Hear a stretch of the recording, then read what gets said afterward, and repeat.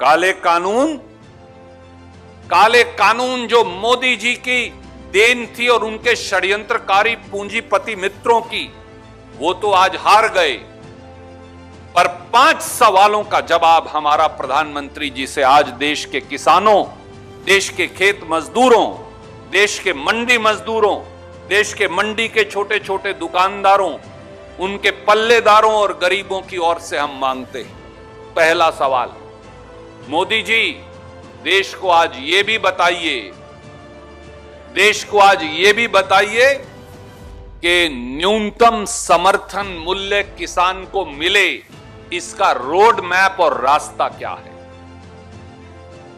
दूसरा सवाल, किसान की आय फरवरी 2022 तक दुगनी करने का वादा किया था, पर एनएसओ भारत सरकार के मुताबिक इन सारे 5 और 6 किसान विरोधी निर्णयों के बाद किसान की औसत आय 27 रुपया प्रतिदिन और किसान के औसत कर्ज 74,000 रुपया हो गया है।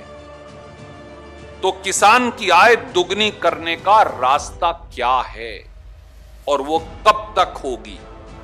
तीसरा सवाल, किसान के ईंधन डीजल पर 3 रुपया 56 पैसे प्रति लीटर से 28 रुपया प्रति लीटर एक्साइज ड्यूटी बढ़ाकर किसान की कमर तोड़ने का जो काम किया है, उसे वापस करने का इरादा क्या है।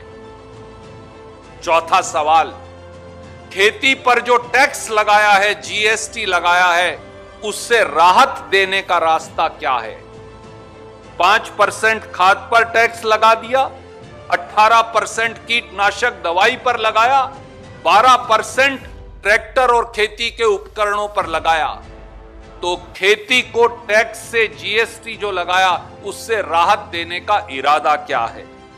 और 5वां, सुप्रीम कोर्ट और संसद में कहते हैं किसान की कर्ज मुक्ति का पैसा नहीं, पर आपकी एनएसओ कहती है कि देश का हर किसान 74,000 रुपया कर्ज के औसत कर्ज के नीचे दबा है। तो किसान की कर्ज मुक्ति की मंशा क्या है।